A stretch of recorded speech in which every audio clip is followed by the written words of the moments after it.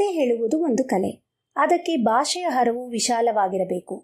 ಚಿತ್ರಮಯವಾದ ವರ್ಣನೆ, ಅಂತಃಕರಣ ಉಕ್ಕಿ ಬರುವ ಸಂಭಾಷಣೆ, ರೋಮಾಂಚನಕಾರ ಘಟನೆಗಳನ್ನು ಮನಮುಟ್ಟುವ ನಿರೂಪಣೆಗಳೊಂದಿಗೆ ಸಮರ್ಥಕವಾಗಿ ಹೇಳುವ ಶೈಲಿಯಲ್ಲಿ ಕನ್ನಡಕ್ಕೆ ಯಥೇಚ್ಛವಾದ ಕಾದಂಬರಿಗಳನ್ನು ಕೊಟ್ಟು ಕನ್ನಡ ಸಾಹಿತ್ಯ ಭಂಡಾರದ ತೂಕವನ್ನು ಹೆಚ್ಚಿಸಿದ ತ.ರ.ಸು. ಅವರ ಬಗ್ಗೆ ನಮ್ಮ ಕನ್ನಡ ಪುಸ್ತಕ ಪರಿಚಯದ 4ನೆಯ ಮಾಲಿಕೆಯಲ್ಲೇ ಜನವರಿ ಹಾಗೂ ಏಪ್ರಿಲ್ ತಿಂಗಳಿನಲ್ಲಿ ಪರಿಚಯಿಸಿದ್ದೆವು. ಸರಣಿ ಕಾದಂಬರಿಗಳು ಏಕೆ ಬೇಕು?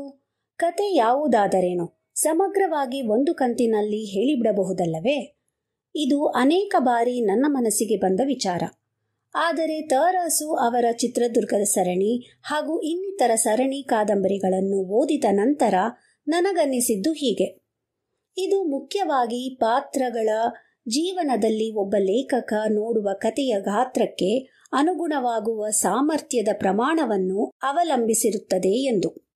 ಉದಾಹರಣೆಗೆ, ಕಥೆಯ ಮೂಲ ಪಾತ್ರ ಅಥವಾ ಕೆಲವು ಪಾತ್ರಗಳಿಂದ ಜೀವನವನ್ನು ಬದಲಾಯಿಸುವ ಒಂದು ದೊಡ್ಡ ಘಟನೆಯನ್ನು ಹೇಳಬೇಕಾದರೆ ಬಹುಶಃ ಒಂದೇ ಕಾದಂಬರಿಯಾಗಿ ಬರೆದು ಬಿಡಬಹುದು. ಆದರೆ ಪಾತ್ರಗಳ ಮೂಲಕ ಹೇಳುವ ಕಥೆಯ ವಿಸ್ತಾರ ಹೆಚ್ಚಿದ್ದು, ಅದು ನಿಜವಾಗಿಯೂ ಆಸಕ್ತಿದಾಯಕವಾಗಿದ್ದು, ಒಂದಕ್ಕಿಂತ ಹೆಚ್ಚು ಘಟನೆಗಳುಳ್ಳದ್ದಾಗಿದ್ದು, ಅಷ್ಟೇ ಬಲವಾಗಿ ಓದುಗನ ಜೀವನದ ಮೇಲೆ ಪರಿಣಾಮಕಾರಿ ಅಂಶಗಳನ್ನು ಹೊಂದಿದ್ದರೆ, ಹಾಗೆ ಕೆಲವೊಮ್ಮೆ ಒಂದಕ್ಕಿಂತ ಹೆಚ್ಚಿನ ತಲೆಮಾರಿನ ಸಂಕೀರ್ಣ ಕಥೆಗಳಾಗಿದ್ದರೆ, ಘಟನೆಗಳ ವಿಶೇಷತೆ ಹೆಚ್ಚಿಸುವ ರೀತಿಯಲ್ಲಿ ಭಾಗಗಳಾಗಿ ಕಾದಂಬರಿ ಸರಣಿಯಾಗಿ ಒಂದಕ್ಕಿಂತ ಹೆಚ್ಚು ಕಾದಂಬರಿಗಳು ಹೊರಬೀಳುವುದು ಅನಿವಾರ್ಯವಾಗುತ್ತದೆ.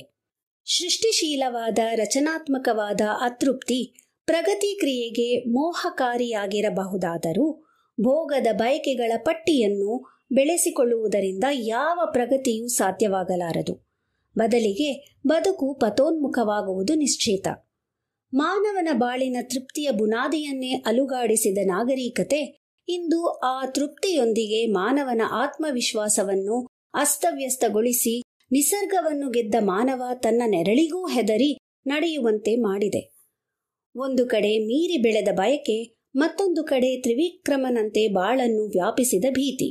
ಇವೆರಡೂ ನರಕದ ಬೇಟೆ ನಾಯಿಗಳಂತೆ ಜೊತೆಗೂಡಿ ಆಧುನಿಕ ಮನುಷ್ಯನ ಜೀವನವನ್ನು ದುರಂತದತ್ತ ಕೊಂಡೊಯ್ಯುತ್ತಿದೆ ಎಂದು ಹೇಳುತ್ತಾರೆ ತ.ರ.ಸು. ಅವರು ತಮ್ಮ ಒಂದು ಕಾದಂಬರಿ ಸರಣಿಯ ಮುನ್ನುಡಿಯಲ್ಲಿ.